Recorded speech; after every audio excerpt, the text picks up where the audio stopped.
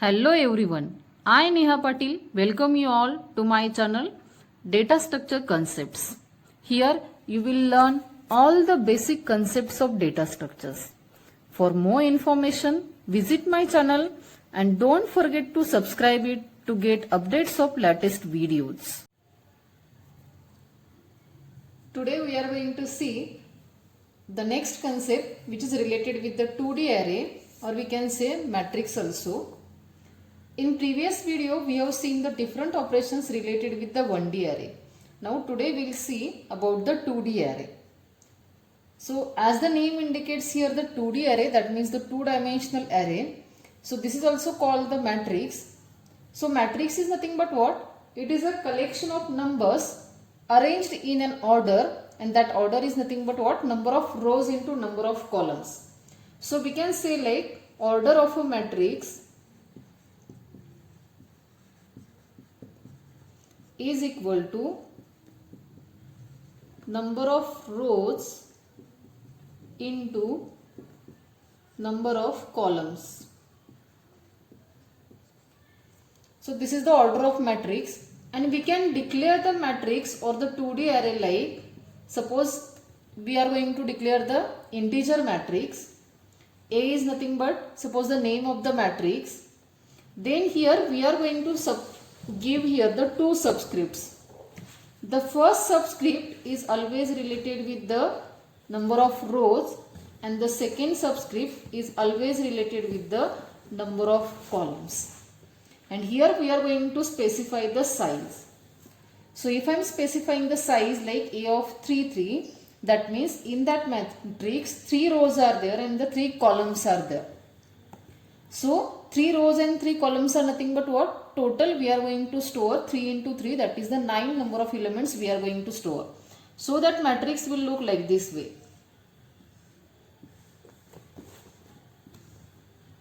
And suppose elements are like 1, 2, 3, 4, 5, 6, 7, 8, 9.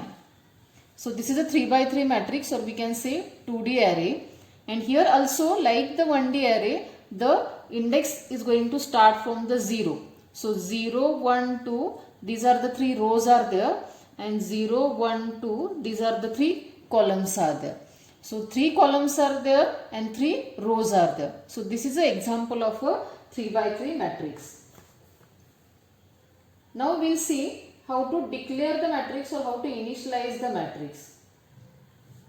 At the time of the initialization, we can initialize the matrix like this way. Suppose I am initializing like integer A of, here 2 rows are there and suppose 3 columns are there. So I can initialize the elements like this way here. So 2 rows are there and the 3 columns are there. So row by row elements I can initialize like this way. Suppose 1, 2, 3. These are the 3 columns in the first row, and then in the second row elements are like suppose 4, 5 and the 6. So this is also one initialization is there. At the time of declaration we can initialize like this way. Or the second way is like this way. Integer A of 2, 3 is equal to, directly I can give the elements like this way. 1, 2, 3, 4, 5 and the 6. Both the ways are valid here. I can initialize like this way or I can initialize like this way also. In the first initialization, row by row elements we have initialized here, and in the second initialization directly we have given all the elements here. So this is also one of the valid declaration is there. Now we will see the different declarations there, and out of that we will see which are the valid and which are non-valid declarations are there. So suppose I am declaring like this way. Integer A of 2, 2 is equal to, and here suppose I am giving the elements like 1, 2, 3, 4. As the size is the 2 by 2, so 1, 2, 3, 4 initialization is there. So this is what the valid declaration is there, or the correct declaration is there. Now suppose I am declaring like this way. Integer A, the first subscript is empty and in the second subscript I am giving the value like the 2 is equal to again the same 1, 2, 3, 4 elements are there. So this is also valid declaration, as here the second subscript should be there always in case of the matrix declaration. In case of the 1D array, what we have seen here, if we are keeping this subscript empty and directly if we are initializing the elements here, then that is okay in case of the 1D array. But that is not the case in case of the 2D array. In case of the 2D array, the second subscript size should be specified. Then only that declaration is the valid. So whenever I am declaring like this way, suppose integer a, and suppose both the subscripts I am keeping empty and I am initializing the elements like 1, 2, 3, 4. This is not the valid declaration there. You are not allowed to declare or the initialize elements by this way here. Same like here, suppose I am declaring like this way, integer a, here I have suppose specified size and here the second subscript is suppose empty. Then here suppose I have mentioned elements like again the 1, 2, 3, 4. This is also not the valid declaration because here second subscript should not be empty here. So always for the declaration you have to remember these 4 cases here. Either you can specify both the size here in the row subscript also and in the column subscript also, that is valid. If you are keeping the row subscript empty and if you are giving the size in the column subscript, then that is also okay. But if you are keeping both the subscripts empty here, that is not allowed. Same like if you are keeping only the column subscript empty, then that is also not allowed here. So these 4 cases always you have to remember regarding the declaration of the 2D array. Now we will see the memory representation of an array, that means 2D array.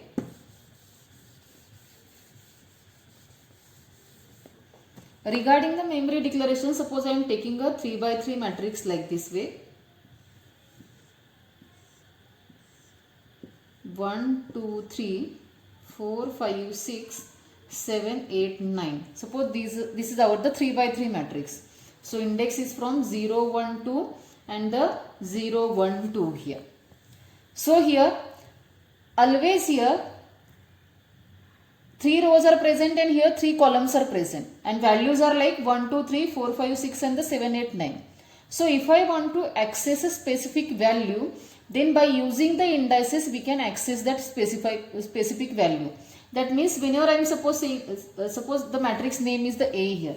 Whenever I am saying like here A of suppose 0 and the 2 is there. Then this element is nothing but what? A of 0, 2 is nothing but what? 0th row is there and the second column is there. So if you see here, this is the 0th row and this is what the second column is there. So this value is equal to what? 3 is there. So that means directly I can point to the specific value here by using the indices here. So this is nothing but what the advantage of the matrix is there. And by using the indices we can point to the specific element. Same like suppose whenever I am saying like here the 2, 0. A of 2, 0. Then that is nothing but what? Which element is there? Second row is there. That means this second row. And the 0th column is there. So the element is nothing but what? The 7 is there at that position. So A of 2, 0 is nothing but what? The 7 is there. So always by using these indices we can point to any specific element. Now though the matrix is looking like this way here, but in computer's memory always the matrix is stored like a 1D array there. By using the contiguous memory location, the elements are stored there. So for this storage, there are actually 2 ways are there. The row major representation is there and the column major representation is there. So these are the 2 representation techniques are there. We can store the matrix by using the row major technique or by using the column major technique. But by default, always the matrix is stored using the row major technique. But manually we can store by using the column measure technique here. So now we'll see the one by one technique here. Suppose we are saying here like the row measure technique is there. Then the same matrix, how it will look in the computer's memory, it will look like this way here.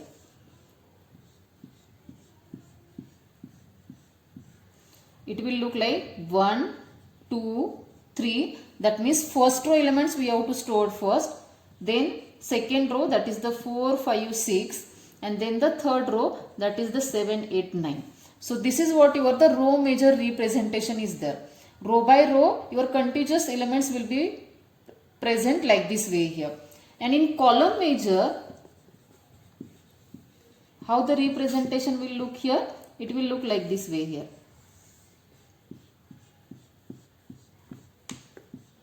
It will look like column by column. Now we have to store the values here. That is 1, 4, 7 is the first column. Then after that 2, 5, 8, that is the second column. And then the 3, 6, 9, the third column will be present here. So this is the difference between the row major and the column major. In the row major we are going to store the elements row by row, and in the column major representation we are going to store the elements column by column here. So by default always we are seeing the whatever be the matrix representation we are seeing here, that is the row major, but manually we can store by using the column major also. Now we will see the next point which is related with the address calculation using the row major and the column major.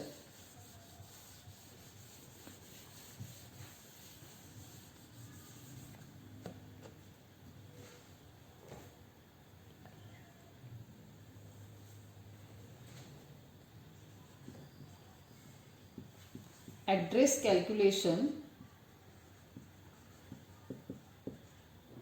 Now the first way we will see here by using the row major technique, or by using the row major representation we will see the address calculation.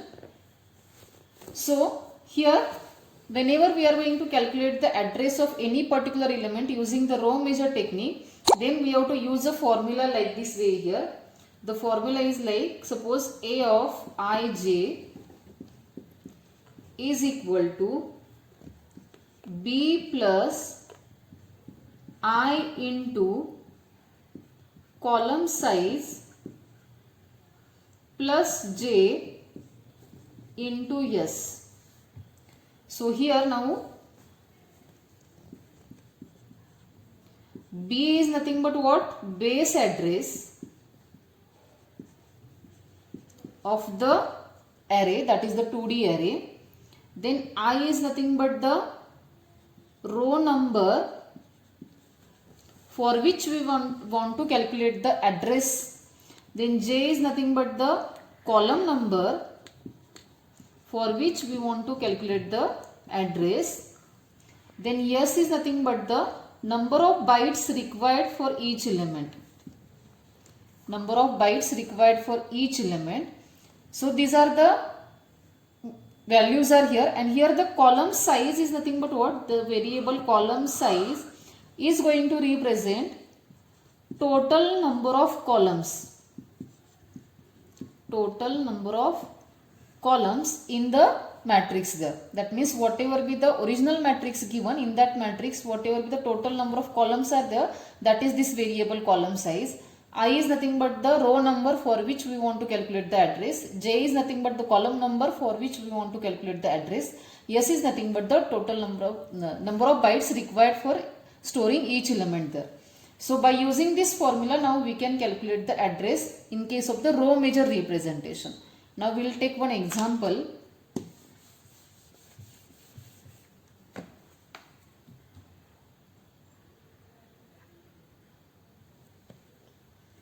Suppose our matrix is having the total size A of 1540, and here S is equal to 1 byte required for storage.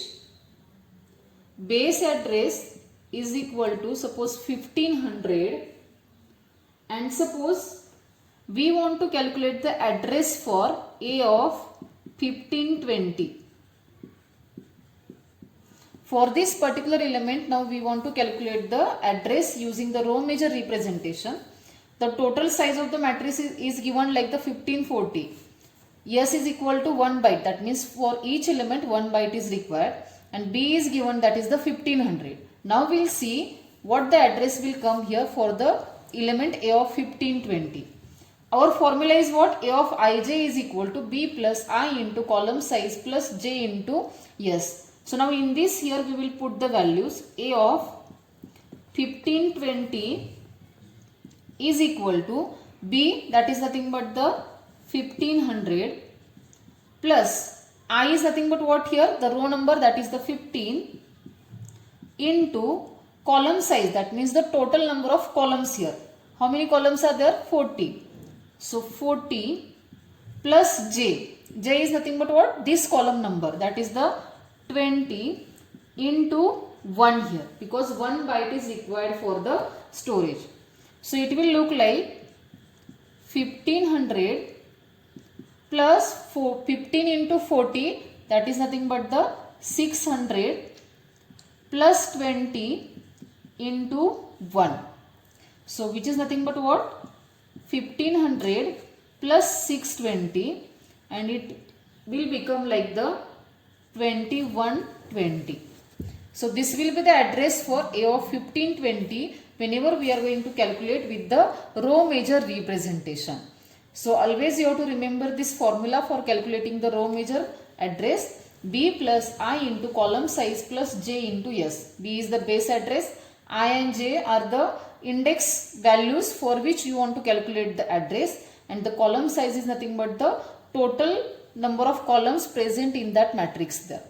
So by this way we can calculate the address by using the row major representation. Now we will see for the column major representation.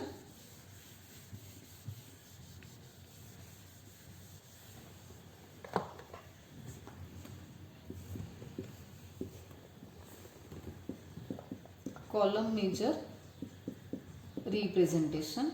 Here the formula is what? A of ij is equal to B plus, now here j into number of rows plus I into s. So this is the formula for the column major representation. B is the base address, j is the column index, and here the number of rows is nothing but what? Total number of rows present in the matrix. I is the again the row index, and s is nothing but the number of bytes required.